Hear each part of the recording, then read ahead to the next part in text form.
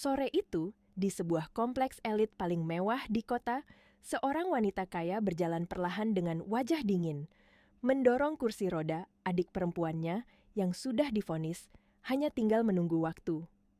Dokter-dokter terbaik telah menyerah. Rumah sakit ternama angkat tangan. Uang miliaran yang selama ini selalu mampu menyelesaikan segalanya, kali ini tidak berarti apa-apa. Langit sore berwarna jingga pucat, indah namun terasa kejam. Setiap langkah roda kursi terdengar jelas di jalanan aspal hitam yang bersih tanpa noda. Wanita itu bernama Elena Pratama.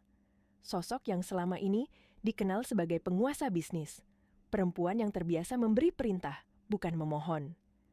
Gaun mahal membalut tubuhnya dengan sempurna, rambut panjangnya terurai rapi, tetapi sorot matanya hari itu dipenuhi kelelahan yang tak bisa disembunyikan. Di kursi roda, adiknya, Nadia, duduk lemah. Tubuhnya terlalu kurus untuk usianya yang masih muda. Kulitnya pucat, napasnya pendek dan berat, seolah setiap tarikan udara adalah perjuangan. Selang oksigen kecil menempel di hidungnya, bergerak naik turun mengikuti dada yang nyaris tak kuat lagi. Di tengah keheningan mahal kompleks itu, tiba-tiba muncul sosok yang sangat tidak seharusnya berada di sana. Seorang pria miskin berjalan mendekat, memikul karung besar di punggungnya. Bajunya lusuh, warnanya pudar oleh matahari dan cucian kasar. Sandal tipis di kakinya hampir putus. Kulitnya gelap terbakar matahari, langkahnya pelan namun mantap. Tatapan Elena mengeras, tempat ini dijaga ketat. Tidak sembarang orang bisa masuk. Namun pria itu berdiri tepat di depan mereka, menunduk sopan, lalu berkata dengan suara tenang yang anehnya tidak terdengar takut. "Permisi Nona, beri saya 30 menit. Elena tertawa kecil, tawa dingin yang merendahkan. 30 menit, pria miskin ini, dengan karung bau di punggungnya, berani berdiri di hadapannya dan meminta waktu untuk menyembuhkan adik yang bahkan para profesor kedokteran tidak sanggup menolong. Namun pria itu melanjutkan dengan suara yang tetap tenang, seolah ia sadar betul apa yang ia pertaruhkan. Jika saya gagal, hina saya sepuasnya, saya tidak akan membantah. Udara sore itu seakan membeku. Tantangan telah dilemparkan, kesombongan, keputusasaan, dan takdir mulai saling bertabrakan. Dan tanpa Elena sadari, 30 menit itu akan mengubah seluruh hidupnya. Langit senja di atas kompleks itu semakin redup ketika Elena akhirnya berhenti melangkah. Amarah, kelelahan, dan keputusasaan bercampur menjadi satu di dadanya.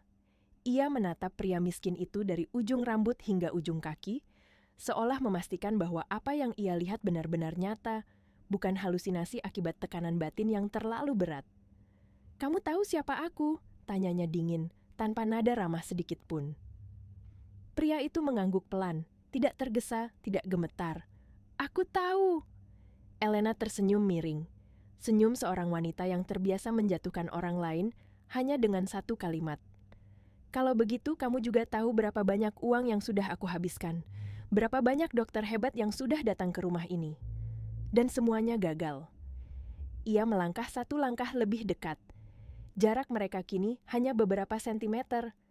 "Lalu kamu datang dengan karung di punggungmu dan sandal hampir putus, lalu bilang bisa menolong adikku?"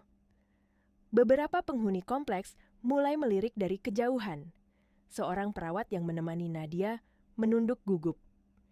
Situasi ini terasa tidak pantas, tidak masuk akal, bahkan memalukan bagi Elena. Namun pria itu tidak mundur. Ia justru mengalihkan pandangannya ke Nadia. Tatapannya berubah, tidak menilai, tidak meremehkan. Tajam dan penuh fokus, seolah ia melihat sesuatu yang tidak dilihat orang lain. "Aku tidak datang untuk meminta uang," ucapnya pelan. "Aku datang karena waktunya hampir habis." Kalimat itu membuat dada Elena terasa seperti dihantam benda keras. Amarahnya meledak. "Kamu berani bicara soal waktu?" bentaknya. "Dokter saja bilang kami hanya bisa menunggu. Dan kamu pikir kamu siapa?" Tanpa menjawab, pria itu tiba-tiba berlutut di hadapan Elena. Gerakan itu membuat semua orang terdiam. Dengan kepala tertunduk, ia berkata, "Aku hanya minta 30 menit. Jika aku gagal, aku akan terima semua hinaanmu. Aku tidak akan melawan." Elena menatapnya dengan mata membelalak. Hatinya bergetar antara kemarahan dan sesuatu yang lebih gelap. Ketakutan. Ketakutan bahwa ini mungkin satu-satunya harapan yang tersisa. "Apa yang kamu inginkan kalau berhasil?" tanyanya tajam, penuh tantangan. Pria itu mengangkat wajahnya perlahan. "Apapun yang kamu janjikan." Elena tertawa pendek, getir. "Uang, rumah, mobil, perusahaan." Ia berhenti sejenak, lalu berkata dengan suara rendah namun menusuk, "Bahkan kalau kamu mau, diriku." Perawat tersentak. Nadia membuka mata lemah, menatap kakaknya dengan kaget. Pria itu tidak tersenyum, tidak juga terkejut. Tatapan mereka bertabrakan, dan tanpa disadari Elena, di detik itulah kesombongannya mulai retak. "Baik," kata Elena akhirnya. 30 menit, tapi dengar baik-baik. Kalau kamu mempermainkan kami, hidupmu selesai hari ini." Pria itu mengangguk.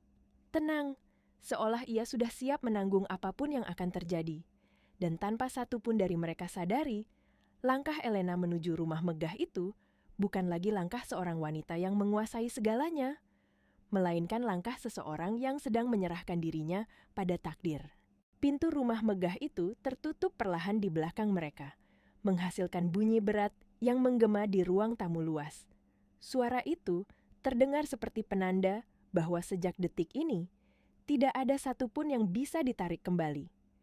Elena melangkah masuk lebih dulu, hak sepatunya menyentuh lantai marmer dingin yang biasanya selalu membuatnya merasa berkuasa. Namun kali ini, setiap langkah terasa asing.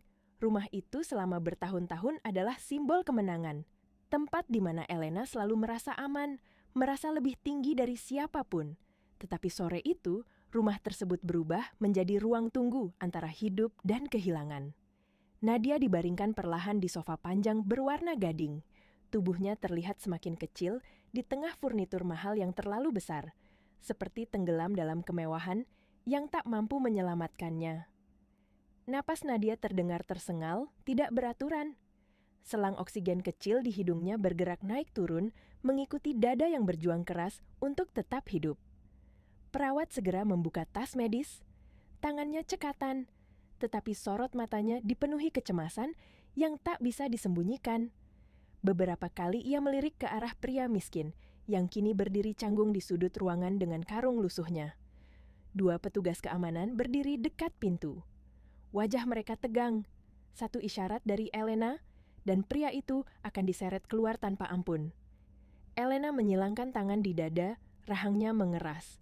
"Kalau kamu bermain-main," ucapnya dingin tanpa menoleh, "aku pastikan kamu tidak akan keluar dari rumah ini dengan utuh." Pria itu tidak tersinggung, tidak juga membela diri. "Aku tidak datang sejauh ini untuk bercanda," jawabnya pelan.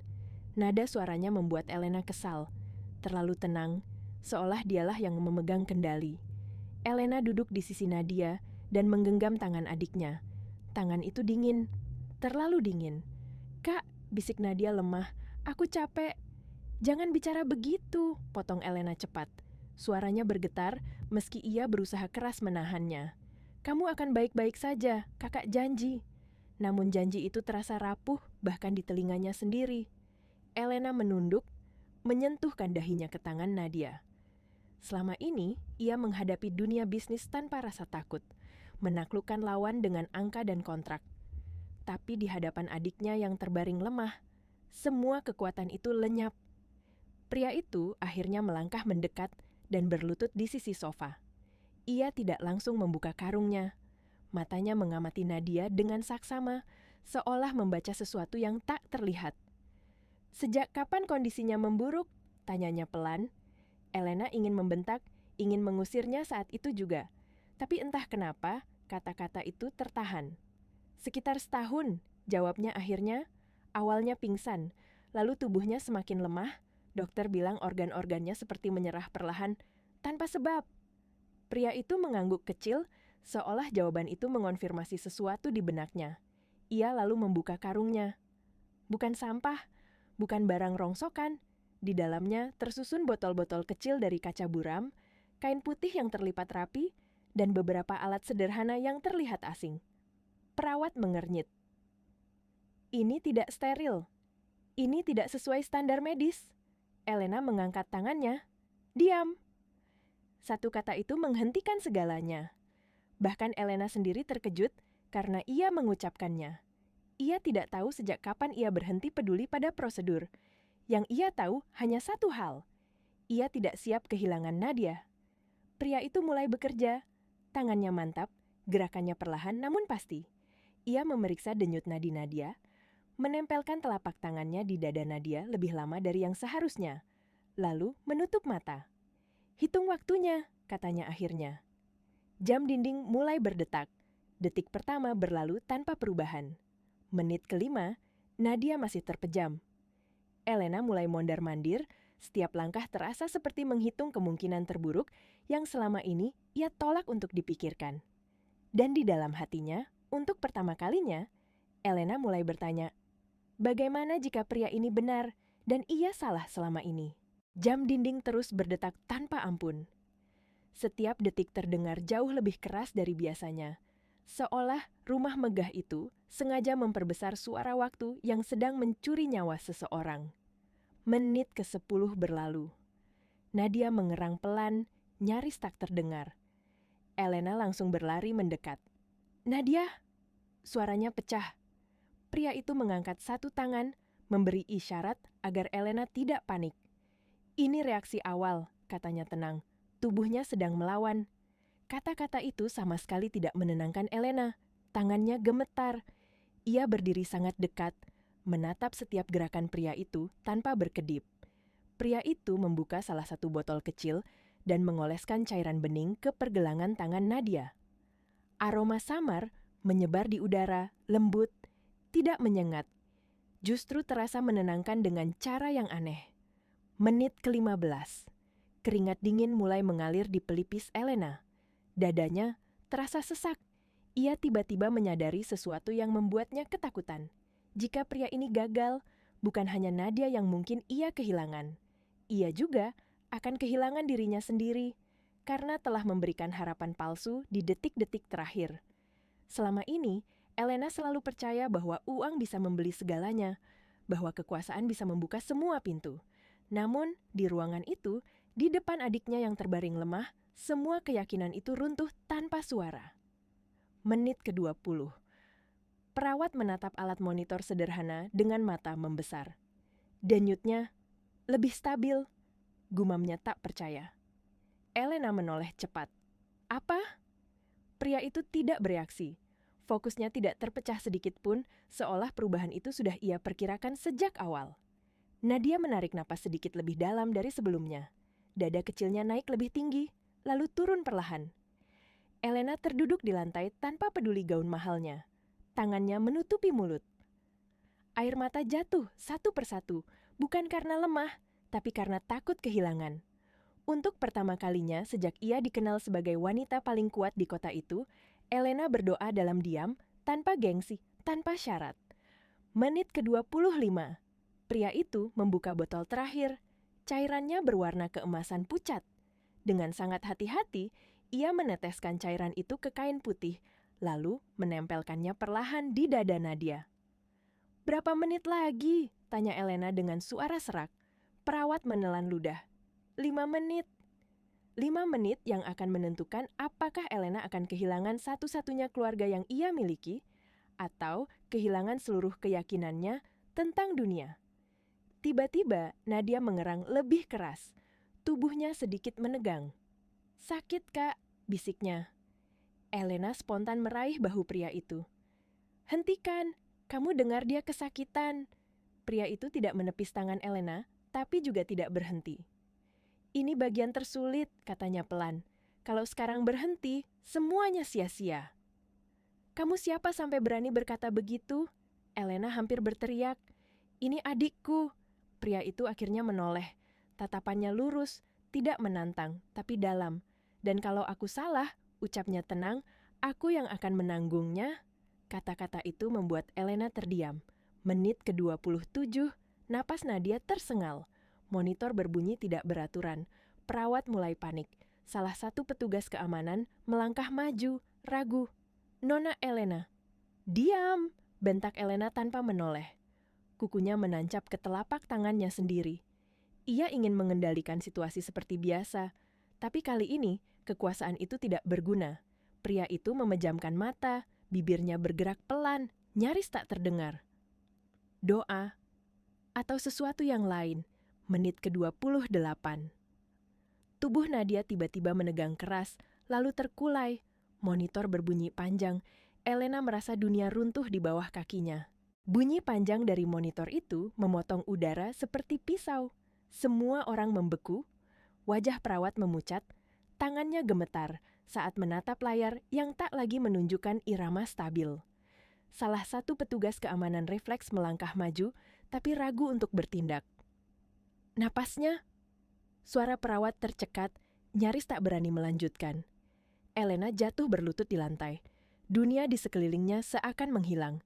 Tidak ada lagi rumah megah, tidak ada lagi kekuasaan, tidak ada lagi harga diri. Yang ada hanya satu kenyataan yang tak sanggup ia terima.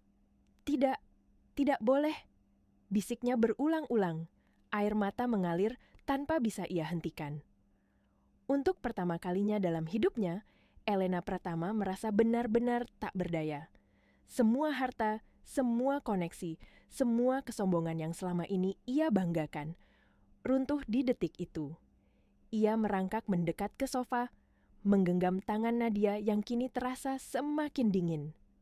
Tuhan, suaranya pecah. Ambil apa saja dariku, hancurkan aku, tapi jangan adikku. Pria itu masih berlutut di sisi Nadia. Wajahnya tegang, keringat membasahi dahinya. Ia membuka mata perlahan, lalu berkata dengan suara rendah namun tegas. Belum selesai. Elena menoleh dengan mata basah. Apa maksudmu belum selesai? Kamu lihat sendiri. Masih ada 1 menit, potongnya pelan. 1 menit. 1 menit yang terasa lebih berat dari seluruh hidup Elena. Pria itu berdiri perlahan, lalu berdiri tepat di antara petugas keamanan dan sofa, seolah melindungi Nadia dengan tubuhnya sendiri. Kalau kalian menghentikan ini sekarang, katanya tegas untuk pertama kalinya, kalian sendiri yang akan membunuhnya. Kata-kata itu menghantam Elena seperti tamparan. Dadanya naik turun, napasnya tersengal. Ia ingin berteriak, ingin menghancurkan segalanya, tapi kakinya tak mampu bergerak. Kalau adikku mati, suaranya nyaris tak terdengar. Aku akan menghancurkan hidupmu. Pria itu mengangguk pelan. Aku tahu. Menit ke-29. Ruangan terasa beku. Udara seolah menekan dada setiap orang di dalamnya. Pria itu kembali berlutut, mengangkat kain hangat, menempelkannya di leher Nadia, lalu menekan satu titik tertentu dengan 2 jarinya. Nadia mengerang pelan, lalu diam. Napasnya berhenti. Perawat menjerit kecil. Elena menutup mulutnya, jeritannya tertahan di tenggorokan. Matanya membelalak, tubuhnya gemetar hebat. Detik itu, ia merasa segalanya benar-benar berakhir. Namun pria itu bergerak cepat. Tangannya menekan titik lain yang tak pernah Elena lihat dilakukan oleh dokter manapun. Sekarang, bisiknya, jam dinding berdentang. Dan di detik ke-30, Nadia menarik napas panjang. Satu tarikan napas yang utuh, nyata, hidup. Monitor kembali berbunyi stabil. Elena mendongak perlahan, matanya penuh ketidakpercayaan. Nadia, kelopak mata Nadia bergerak, lalu terbuka sedikit. Kak, suaranya lemah, tapi hidup. Dinginnya hilang. Tangis Elena pecah tanpa kendali. Ia memeluk adiknya erat, seolah takut keajaiban itu akan menghilang jika ia melepaskannya sedetik saja. Pria itu terduduk lemas di lantai, napasnya berat, seolah beban bertahun-tahun akhirnya runtuh. Dan di detik itu, Elena menyadari satu hal yang menggetarkan jiwanya. Pria yang tadi ia hina, kini memegang hidup adiknya, dan mungkin hatinya sendiri. Ruangan itu tenggelam dalam keheningan yang aneh. Bukan keheningan yang tenang, melainkan keheningan setelah badai besar berlalu, meninggalkan puing-puing perasaan di hati setiap orang. Nadia tertidur dengan napas yang kini jauh lebih teratur. Wajahnya masih pucat, tetapi tidak lagi setipis kain. Dadanya naik turun dengan irama yang menenangkan, seolah tubuhnya baru saja diingatkan cara untuk bertahan hidup. Elena masih memeluk adiknya, tubuhnya gemetar, air matanya membasahi rambut Nadia. Ia tidak peduli siapa yang melihat, tidak peduli bagaimana penampilannya. Untuk pertama kalinya, ia tidak ingin terlihat kuat. Ia hanya ingin adiknya hidup. Pria itu berdiri perlahan, bahunya turun, langkahnya sedikit goyah karena kelelahan. Karung lusuhnya sudah ia tutup kembali dan diletakkan di sudut ruangan. Keringat membasahi wajahnya, napasnya berat, tapi sorot matanya tetap tenang. Perawat menatapnya dengan wajah tak percaya. Petugas keamanan saling berpandangan, bingung, seolah baru saja menyaksikan sesuatu yang melampaui logika mereka. Elena akhirnya melepaskan pelukannya dan berdiri. Ia menoleh ke arah pria itu. Tatapannya berubah total. Tidak ada lagi penghinaan, tidak ada lagi kesombongan. Yang tersisa hanyalah keterkejutan dan rasa bersalah yang menghantam keras. 30 menit, katanya pelan. Kamu benar-benar melakukannya. Pria itu mengangguk lelah. Aku hanya memulainya, jawabnya. Penyembuhan belum selesai. Kalimat itu membuat jantung Elena berdegup. Ia sadar, keajaiban tadi bukanlah akhir. Justru sejak detik itu, semuanya benar-benar dimulai. Posisi mereka kini telah terbalik. Pria yang tadi ia rendahkan, kini memegang nasib adiknya. Dan nasib hatinya sendiri. Lampu-lampu taman di luar rumah menyala satu persatu, memancarkan cahaya lembut ke dalam ruang tamu. Malam turun perlahan, membawa suasana yang berbeda. Rumah yang biasanya dipenuhi ketegangan bisnis kini terasa sunyi dan rapuh. Elena melangkah mendekat ke arah pria itu. Aku orang yang menepati janji, ucapnya pelan, tapi tegas. Katakan apa yang kamu mau. Ia menatap lurus, tanpa nada merendahkan. Uang jumlahnya tidak terbatas. Rumah, mobil, perusahaan, apapun. Pria itu menggeleng. Aku tidak butuh hartamu. Elena terdiam. Lalu apa, tanyanya. Suaranya turun, hampir seperti bisikan. Kenapa kamu datang? Kenapa kamu mau dihina seperti itu? Pria itu menarik napas panjang. Ia melirik Nadia sekilas, lalu kembali menatap Elena. Karena dulu, katanya pelan, aku pernah berada di posisi adikmu. Elena membeku. Maksudmu? Adikku, lanjutnya dengan suara yang kini sedikit bergetar. Penyakitnya sama, dokter juga bilang tidak tahu penyebabnya. Kami tidak punya uang, tidak punya rumah seperti ini. Yang kami punya cuma waktu. Dan aku datang terlambat. Kata-kata itu menghantam Elena lebih keras daripada bentakan manapun. Dadanya sesak. Untuk pertama kalinya, ia melihat dunia dari sisi yang tidak pernah ia pedulikan. Dunia orang-orang yang tidak punya pilihan. Keheningan kembali turun. Elena menelan ludah. Lalu, janjiku? Tanyanya pelan, tanpa kesombongan, tanpa tantangan. Tentang diriku. Pria itu menatapnya lama. Janji yang diucapkan saat marah tidak seharusnya mengikat. Elena tersenyum pahit. Aku tidak menariknya, katanya. Tapi mungkin bukan itu yang ingin kamu dengar. Ia melangkah sedikit lebih dekat. Aku ingin menepati janjiku dengan caraku sendiri. Bukan sebagai wanita sombong yang menantangmu di jalan, tapi sebagai kakak yang hampir kehilangan adiknya. Ia menunduk sedikit, gerakan kecil, tapi sangat besar bagi Elena Pratama. Apapun yang kamu butuhkan untuk menyembuhkan Nadia, akan aku sediakan, tanpa syarat. Pria itu terdiam, dan untuk pertama kalinya dalam hidup Elena, ia merasa janjinya benar-benar diuji. Bukan oleh uang atau kekuasaan, melainkan oleh perubahan dalam dirinya sendiri. Pria itu tetap diam beberapa saat. Tatapannya tidak lagi setajam sebelumnya, melainkan dalam dan tenang, seolah sedang menimbang sesuatu yang jauh lebih besar dari sekadar tawaran atau janji. Elena berdiri di hadapannya tanpa berusaha terlihat kuat. Gaun mahal yang melekat di tubuhnya kini terasa berat, seperti simbol dari kesombongan yang hampir merenggut nyawa adiknya sendiri. Aku tidak ingin merepotkan, kata pria itu akhirnya. Suaranya rendah. Aku juga tidak ingin tinggal di tempat yang membuat orang merasa berhutang. Kamu tidak merepotkan, jawab Elena cepat, hampir memohon. Aku yang berhutang. Kata-kata itu keluar begitu saja, tanpa perhitungan, tanpa gengsi. Elena sendiri terkejut mendengarnya. Selama ini, kata berhutang tidak pernah ada dalam kamus hidupnya. Namun malam itu, Ia mengakuinya tanpa rasa malu. Beberapa detik berlalu dalam keheningan. Lalu, pria itu mengangguk pelan. Baik, tapi dengan satu syarat. Elena menegakkan tubuhnya. Apapun. Jangan perlakukan aku sebagai orang yang kamu kasihi, karena kasihan, ucapnya tenang. Dan jangan perlakukan aku sebagai orang yang kamu hutangi. Elena terdiam, lalu tersenyum kecil. Senyum yang berbeda dari biasanya. Lalu sebagai apa? Sebagai manusia, jawab pria itu singkat. Elena mengangguk. Di dalam dadanya ada sesuatu yang runtuh, dan di saat yang sama, sesuatu yang baru mulai tumbuh. Malam itu, saat ia duduk sendirian di balkon rumahnya, Elena menatap lampu kota dari kejauhan. Kota yang selama ini ia kuasai dengan angka, kontrak, dan kekuasaan. Namun hari itu ia kalah, dan anehnya, kekalahan itu membuatnya merasa lebih hidup dari sebelumnya. Pagi datang dengan cara yang berbeda di rumah itu. Bukan dengan dering telepon bisnis sejak subuh, bukan dengan rapat mendadak atau jadwal padat, melainkan dengan cahaya matahari yang masuk perlahan melalui jendela kamar tamu. Kamar yang kini ditempati pria itu. Elena berdiri di depan pintu kamar Nadia. Tangannya terangkat, ragu untuk mengetuk.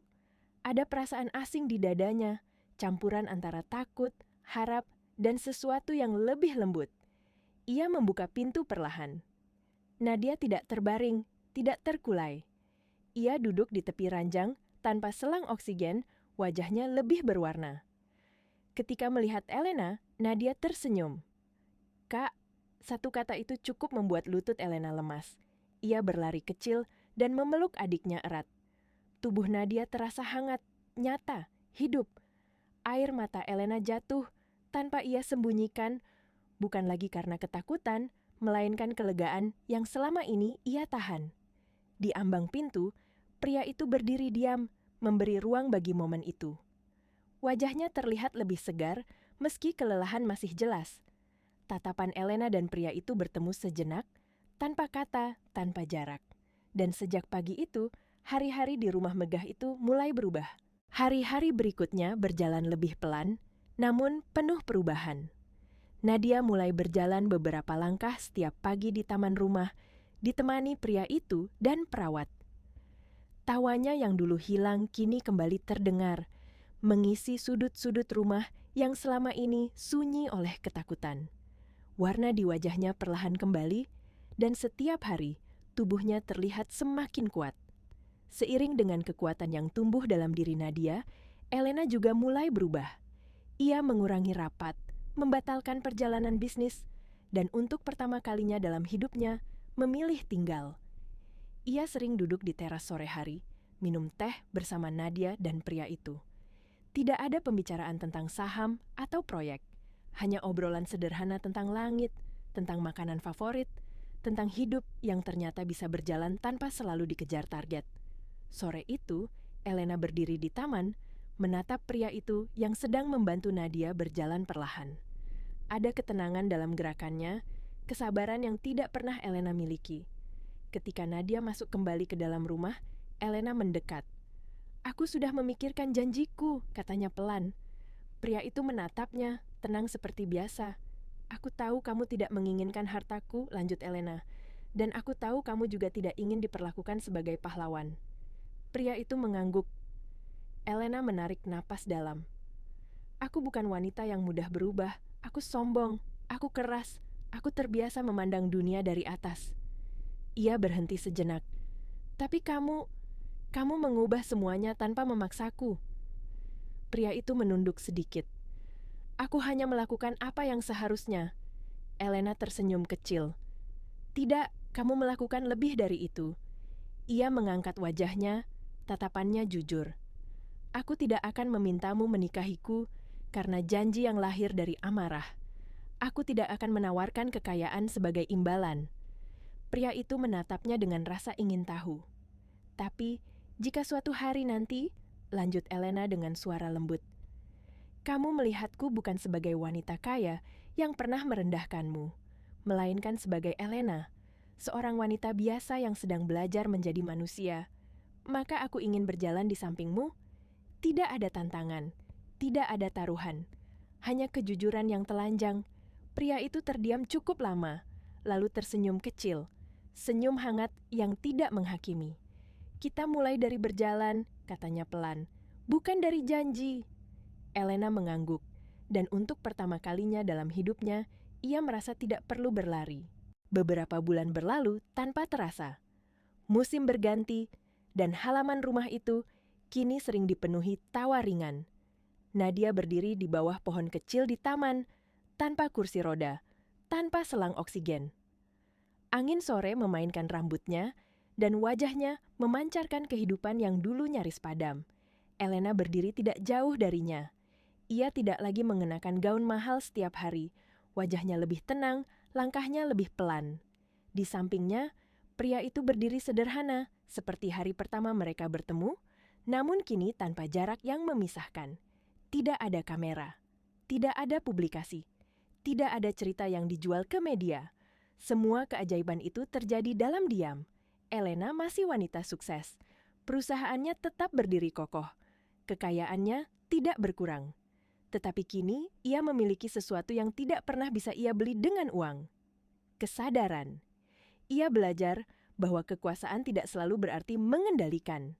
Bahwa kekuatan sejati terkadang lahir dari kerendahan hati. Bahwa manusia tidak bisa dinilai dari pakaian, status, atau angka di rekening. Suatu sore, di bawah langit senja yang sama, seperti hari ketika penghinaan dan tantangan itu terjadi, Elena berjalan berdampingan dengan pria itu. Langkah mereka sejajar.